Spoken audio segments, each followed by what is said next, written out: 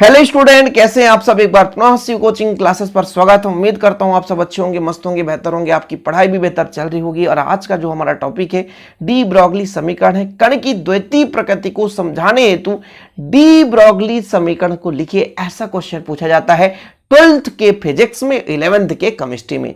तो 11th के chemistry में चैप्टर सेकेंड का महत्वपूर्ण क्वेश्चन है, इसलिए आप लोग किसी भी बोर्ड से हैं आप लोग अच्छे से तैयार कर लेना। और डाउट जो भी हो गया यार, आज के इस वीडियो में, आज के इस लेक्चर में कंप्लीट क्लियर होने वाला है। आप लोग थोड़ा सा समय दीजिए, मैं क्लियर कर दूंगा। अच्छा चलिए इसकी पृष्ठभूमि समझते हैं। पहले तो किसी ने नहीं बताया कि जो पदार्थ है, पदार्थ में जो कण है, इनकी भी द्वितीय प्रकृति पाई जाती है।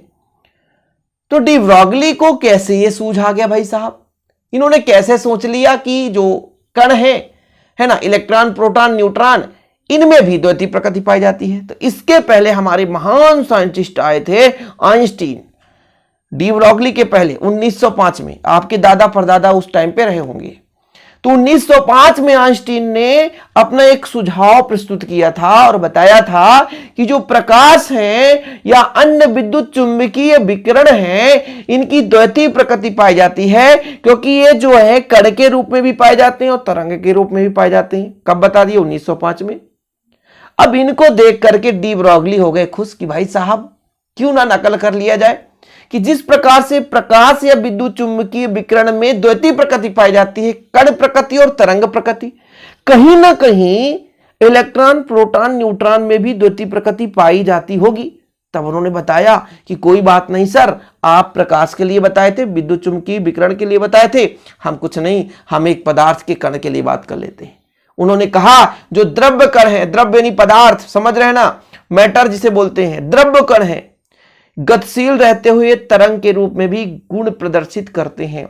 अभी तक तो माना जा रहा था कि जैसे इलेक्ट्रॉन है केवल कण के रूप में पाया गया, लेकिन डी ब्रॉगली 1924 में लुइस डी ब्रॉगली ने अपना सुझाव दे दिया कि जिस प्रकार से प्रकाश में कण और तरंग की दोनों प्रकृति पाई जाती है, उसी प्रकार से द्रव्य कणों में भी, जैसे इलेक्ट्रॉन, प्रोटॉन या परमाणु अणु आदि में भी द्वितीय प्रकृति पाई जाती है। मतलब ये कण के रूप में होते हैं और तरंग के रूप में भी होते हैं। और इसको व्याख्या करने के लिए उन्होंने एक समीकरण दे दिया जिसे हम कहते हैं डी ब्रॉगली समीकरण।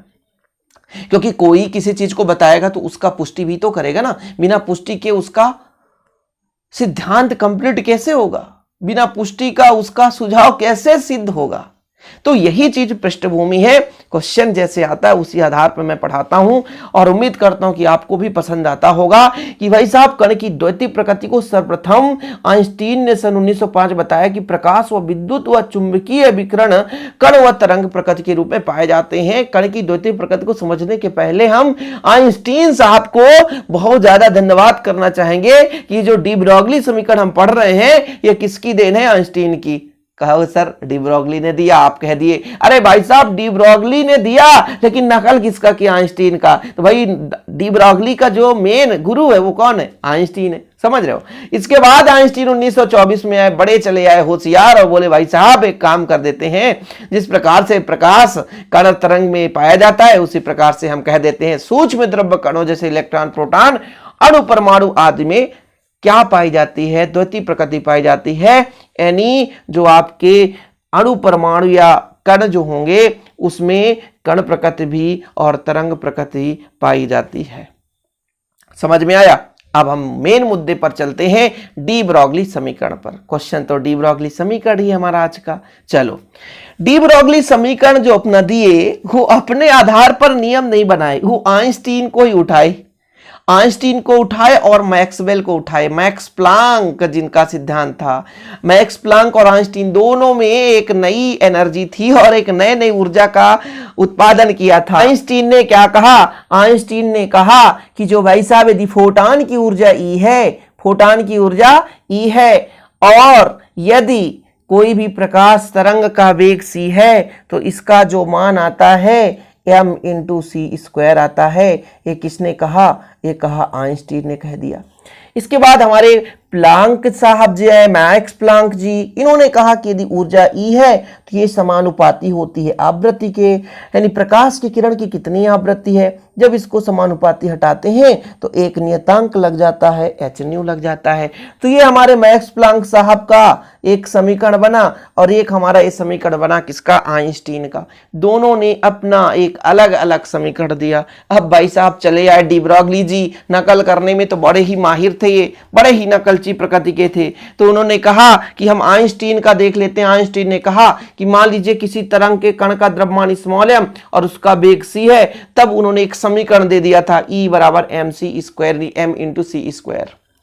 ये किसने दे दिया भाई साहब, ये हमारा आइंस्टीन का समीकरण है, ये डी ब्रॉगली ने नहीं दिया था। डी ब्रॉगली क्या करे, दोनों को चुराए और दोनों के बीच में एक संबंध स्थापित करना चाहे। और उन्होंने कहा, प्लांक ने क्या बताया कि प्लांक ने भी बताया भाई एच न्यू, क्या एच न्यू, ये एच न्यू है, क्या है एच न्यू, ई बराबर एच न्यू।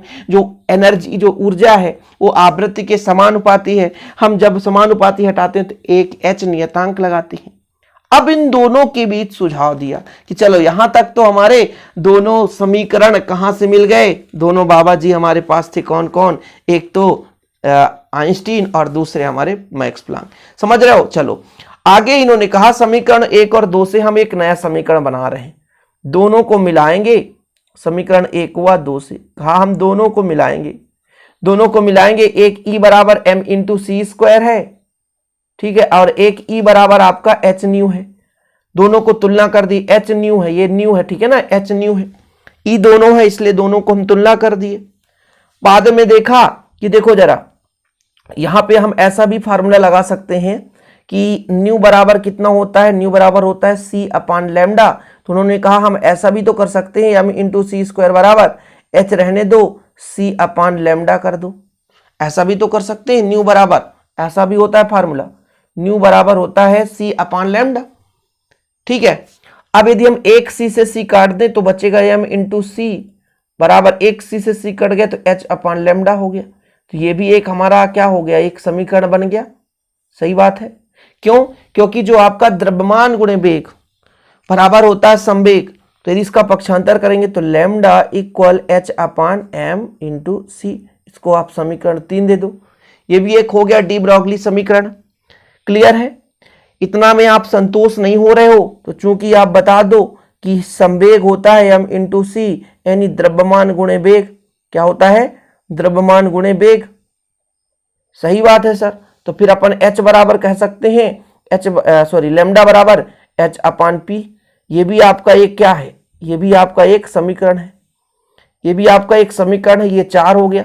समीकरण 1 2 तो दिए ही थे, जहां c क्या है, प्रकाश का वेग है। किंतु यदि जो c का मान, प्रकाश का जो वेग है वो v के बराबर हो जाए, समझ रहे हो, यदि c बराबर v हो जाए, c बराबर v हो तो आप ऐसा भी तो कह सकते हो, आप ऐसा भी तो कह सकते हो लैम्डा बराबर h अपान m इंटू v, ऐसा भी तो कह सकते हो, ऐसा भी आप कह सकते हो। समझ रहे हो, जरूरी नहीं है कि एक ही फार्मूला व्यक्त हो। तो यहां से एक निष्कर्ष निकला कि जो तरंग दैर्ध्य है, देखो जरा, तरंग दैर्ध्य है वो संवेग के क्या है, व्युत्क्रमानुपाती है, संवेग के व्युत्क्रमानुपाती है। इसको हम ऐसा भी लिख सकते हैं, जो इधर यदि p ले जाएं तो p बराबर h अपान लैम्डा। सही बात है। और जब h हटा तो p समानुपाती h अपान लैम्डा। ये सब समझाने के लिए मैं लिख रहा हूं, क्योंकि आपको समझ में आए कि मैं यदि लिख दूं कि जो संवेग है, जो आपका संवेग है समानुपाती 1y, जो भी आपका इसका तरंग दैर्ध्य होगा, 2 सुरंग या 2 गर्त के बीच की दूरी होगी। बस इतना यदि कर देते हो तो डी ब्रॉगली समीकरण हो जाता है कंप्लीट। ज्यादा कुछ नहीं है यार, इसका सिंपल है, बहुत ही साधारण है। उम्मीद करता हूं छोटा सा सेशन पसंद आया होगा। प्लीज लाइक शेयर करें और नए हैं तो चैनल को सब्सक्राइब कर, जो भी डाउट हो कमेंट बॉक्स में कमेंट करके बताएं कि सर हमें ये चीज चाहिए, आपके लिए हम उपलब्ध जरूर कराएंगे। जय हिंद, वंदे मातरम।